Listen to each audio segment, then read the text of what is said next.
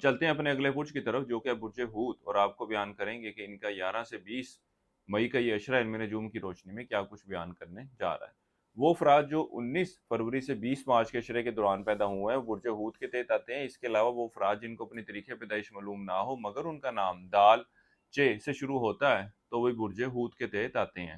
وہ برج حوت والے افراد جو روزگار کی تلاش میں ہیں، ان کو چاہیے کہ اس اشرے کے وقت کے دوران روزگار کے حصول کے لیے خاص طور پر اس اشرے کے درمیانی اور آخری ایام میں ضرور کوشش کریں۔ اللہ کے فضل و کرم سے ایک اچھا اور بہتر روزگار ملتا ہوا نظر آتا ہے۔ اسی طرح اس اشرے کا وقت آپ کی صحت میں بھی بہتری کی طرف اشارہ کر رہا ہے۔ وہ ملازمت پیشہ افراد جو اپنے ساتھ کام کرنے والوں یا دشمنوں کی وجہ سے پریشان تھے یا دفتری ماحول ان کے لیے پریشان کن بنا ہوا تھا، اب معاملات جو ہیں وہ آپ کے حق میں جاتے ہوئے نظر آئیں گے۔ آپ اس طرح کے سٹیپس لیتے ہوئے نظر آئیں گے کہ صورتحال آپ کے حق میں ہی بیٹھے گی۔ اسی طرح افسران اعلیٰ کے ساتھ اچھے اور بہتر تعلقات استوار کرنے کے لیے بھی آپ کے پاس وقت ہوگا کہ جب معاملات کو بہتر کر سکتے ہیں۔ یعنی کہ یوں بھی کہا جا سکتا ہے کہ آپ کو اپنے دشمنوں پر غلبہ ملتا ہوا نظر آئے گا۔ اس اشرے کے وقت کے دوران ایک اچھی بات یہ بھی دیکھنے میں آئے گی کہ آپ کے اندر بھی کام کرنے کی خواہش ابھرتی نظر آ رہی ہے اور آپ بذات خود کام کرنے میں خوشی محسوس کریں گے، اپنے کام سے محبت اور لگاؤ کا بھی اظہار کرتے ہوئے نظر آتے ہیں۔ اس عرصے کے وقت کے دوران آپ غیر ضروری طور پر کچھ اخراجات کرتے ہوئے نظر آ رہے ہیں۔ اس میں زیادہ تر اخراجات جو ہیں وہ آپ کی ذاتی نمود و نمائش پر ہوں گے اور لوگوں کے سامنے ایک اچھا اور ویل آف بننے کے حوالے سے بھی کرتے نظر آتے ہیں۔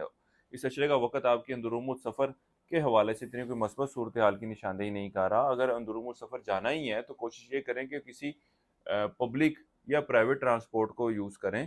خود سفر کرنا یا خود چلا کے جانا آپ کے لیے اتنا کوئی مناسب صورتحال کی نشاندہی نہیں کر رہا۔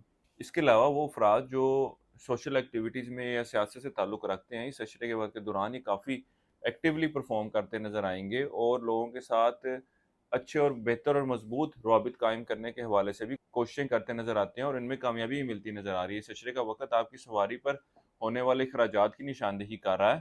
اس اشرے کے وقت کے دوران آپ کی توجہ مذہبی معاملات کی طرف خاصی مرکوز رہے گی۔ یہ اشرے کا وقت مذہبی مقامات کی زیارتوں کے سلسلے میں بھی جانے کو ظاہر کر رہا ہے۔ اس کے علاوہ وہ افراد جو قانونی معاملات، قانونی مسائل کا شکار ہیں، اس اشرے کے وقت کے دوران ان معاملات کے حوالے سے لیے گئے اقدامات آپ کے لیے مثبت صورتحال کی نشاندہی کر رہے ہیں۔ فیصلہ آپ کے حق میں جانے کی امید کی جا سکتی ہے۔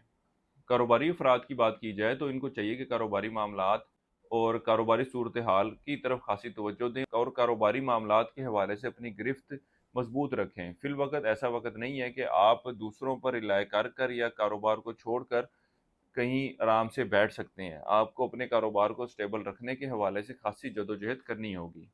اس اشرے کے وقت کے دوران برج حوت والے افراد رشتے کی تلاش کرتے نظر آ رہے ہیں اور اس اشرے کے وقت کے دوران ان کو رشتہ ملنے کے امکانات بھی ہیں، مگر یہ ذہنی طور پر کشمکش میں رہیں گے کہ آیا رشتے کے لیے ہاں کریں یا نہ کریں، اور اس کے حوالے سے کوئی مؤثر فیصلہ لیتے ہوئے نظر نہیں آتے۔ اسی طرح اس اشرے کے وقت کے دوران آپ کی توجہ اولاد کی طرف بھی مرکوز رہے گی اور ان کے معاملات کی طرف آپ دلچسپی لیتے ہوئے نظر آ رہے ہیں۔ اس عرصے کے لیے ایک وظیفہ آپ کو بتا رہا ہوں، یا اللہ یا ودودو، 3 تسمیہ آپ نے اسی کرنی ہے روزانہ فجر کی نماز کے بعد، اور اللہ تعالیٰ سے اپنے معاملات میں بہتری کے لیے دعا کریں۔ ہمارے چینل کو سبسکرائب کریں اور اکاؤنٹ کو فالو ضرور کیجیے گا تاکہ آپ کے اور ہمارا رابطہ بنا رہے، اور کمنٹ سیکشن میں اپنی رائے کا اظہار ضرور کیا کریں۔ اس عرصے کے دوران آپ کا صدقہ یہ ہے کہ آپ نے پرندوں کو دانہ ڈالنا ہے، خوراک ڈالنی ہے۔ اس عرصے کی نحس تاریخ آپ کی 14 اور 15 مئی کی ہے۔ برج حوت والوں کے لیے اب تک اتنا ہی۔ اللہ حافظ۔